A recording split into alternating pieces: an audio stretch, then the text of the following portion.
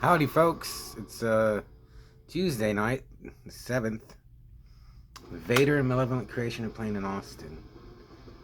I mean, I hate Austin, but that's awesome. And Cataclysm.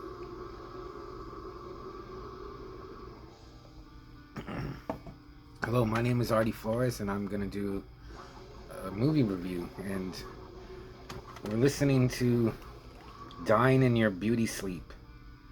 9,999 Ways to Die. It's an okay cover. They got some funny song titles.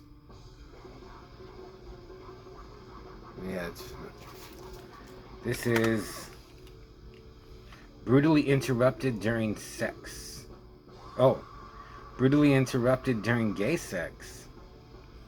Then the song after this, I shot him once and then thought to myself, why not keep shooting? Or judo chop to the neck.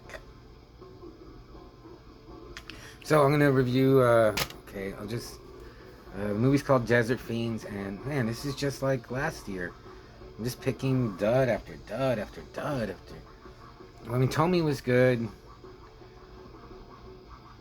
May the Devil Take You To, I like that.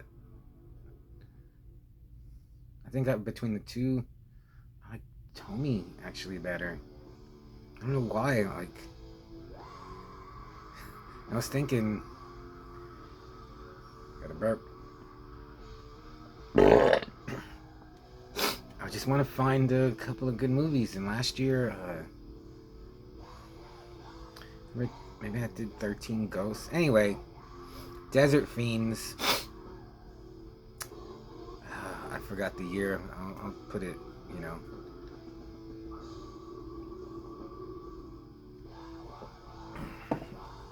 So I'm a sucker for any, backwoods mutant cannibals or desert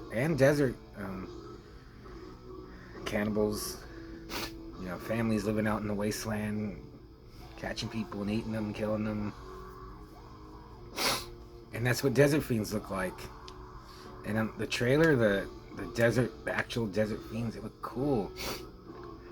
One's got like balls on his head. The other one has like a penis nose. There's a vagina head. There's a tit head one. It look cool. So it's written and directed by Sean C. Phillips, written by Sean and Ethan Phillips. What's crazy is the cast. It says Eric Roberts, Bai Ling, Michael Pare, Scout Taylor Compton, Tom Arnold, Robert Lasardo. He's a tattooed Italian, or I don't know what he is. He's been in like Seagal movies. You've seen him. He's just tatted up, like sleeved, chest. He looked pretty, well, I think he's short. He was in Death Race. He's been in so much. And then he had hair and then he went bald. He's in this. Lisa Wilcox, Alice from Nightmare on Elm Street 4 and 5 is in this. I didn't notice when she was in it. Eileen Dietz, who was like the double for Linda Blair in The Exorcist, she's in here. She's like almost 80 now. And so as they had the director or whoever made this movie, they had to have money to pay, like, because Eric Roberts, I mean, all the movies he's been in, but when I think of him, I think of Dark Knight, Michael Pare, Streets of Fire, Eddie and the Cruisers, and I like Michael Pare. Bad Moon. He should have been like a bigger action guy. It's weird that he wanted to be a cook. So there's a concert in the desert. People are showing up, and then the Desert Fiends start killing them. That sounds okay.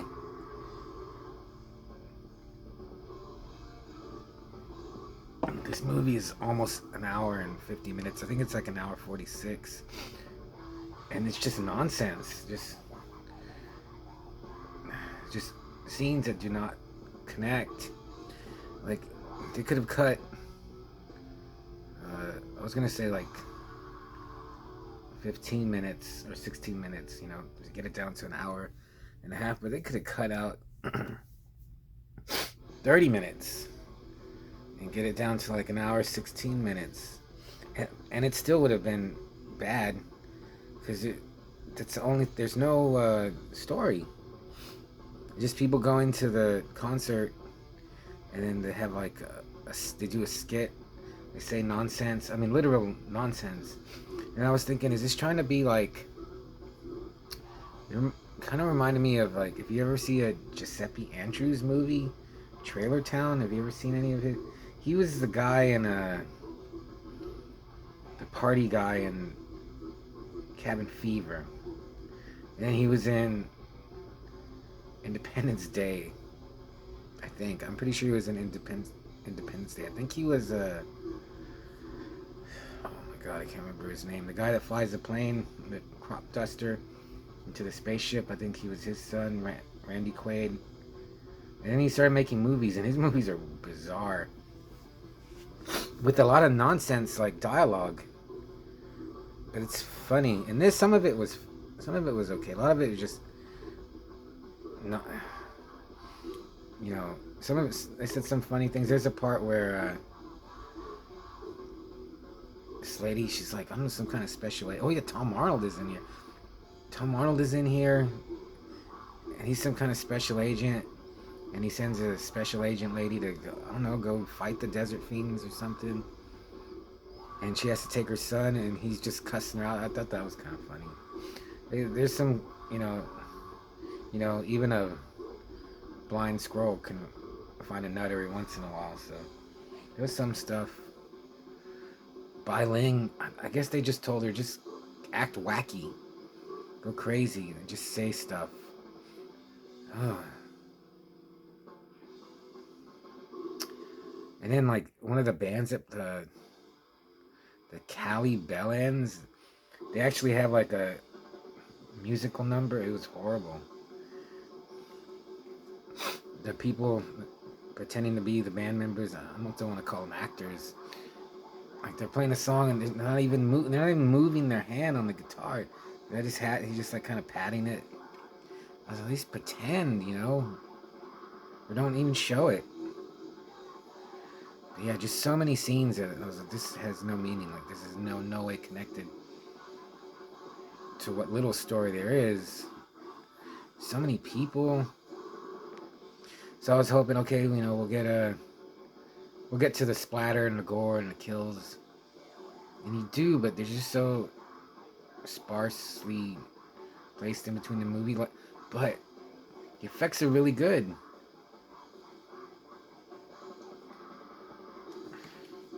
And the guys playing the Fiends, first they have like burlap sacks on their head. Reminded me of Ghoul. I was like, man, I bet a Ghoul movie would be, well, definitely better than this. But I was like, I want to see a Ghoul movie. The band, I'm sorry, you know who Ghoul is. Check him out. Check out Ghoul Splatter Thrash or Transmission Zero. You know, Ghoul band. Die when you die, you're gonna die. This is G.G. Allen.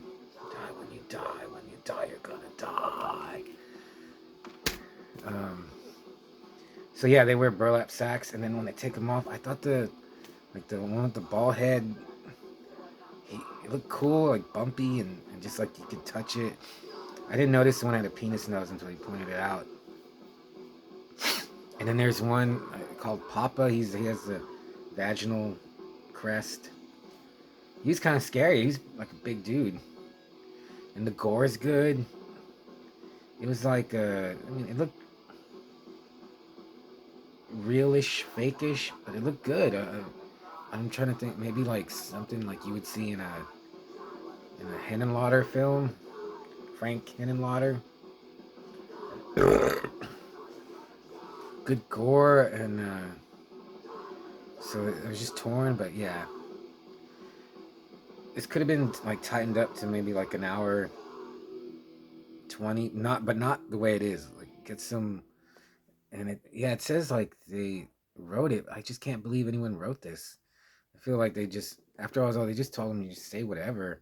Maybe they gave him like a few like lines to say, and then go from there. I don't know, but and I saw a review and they said it was pretty bad, but I was like, oh, maybe I'll still like it. But I watched it in two halves, and I was just, man, let's just get through this because I really want to actually talk about it. Uh, yeah, definitely do not watch it, but maybe like I saw it on Tubi, so maybe you could go through it and see the gore and like the makeup. In the end, yeah, just like at the end, uh, they capture these two girls and they take them back to their cave lair, and like they pull their pants down, and the desert fiends pull their pants down, their own pants, and they just have bare crotches because all their genitals are on the head. And then like they have like a grandfather, leader, old man. It's kind of funny, and he's having like a baby, kind of like Quado from Total Recall, and that looked cool too. Then it just ends. It was so good. So it just kind of, it's worse that the effects are so good, or good, and it could have been something could have been done. Like the desert looked cool, like it usually does. But I mean, you're not gonna watch a movie just see. Check out Koyana Squatsy. Got that from the library. Um, it's just like an oddity, and I think there's gonna be a Desert Fiends too, and the cover actually looks cool.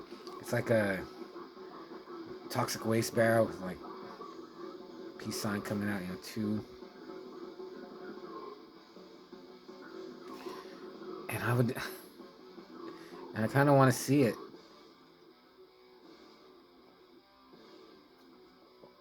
I don't know. I would give it a. I'd give Desert Fiends a 2. With one for the special, one just because it's a movie that someone made and they got all these actors, and then it's another thing. But I was like, what do they care? They got paid. Scott Taylor Compton. She's been in terrible Rob Zombie movies. I mean, I don't know how you feel about Rob Zombie. I think he's terrible. Does not know. It's weird that he's such a huge horror fan, but he doesn't know anything about horror. He doesn't know anything about uh, like storytelling, tension, character, and anything. He can like make a movie look cool, and he can write like kind of better dialogue than this. But he just does not know anything about horror. So she's already been in terrible movies of Rob Zombie, so this is nothing new for her. And Tom Arnold is a horrible person. But Eric Roberts, Michael Pare, yeah, they were big, huge stars at one point, and now they're like, but yeah, I guess they just got money for this. I mean, who wouldn't? First, I was like, they're artists, but what do they care? So Desert Fiends, don't watch it. Just look for how the Desert Fiends look. It's not worth watching. If you can see what they look like, see the gore and the kills, it's all I can recommend. And I have more horrible movies to talk about. I wish my VHS Halloween review was better. Thinking about it, but um, I'll see ya. I'll see ya.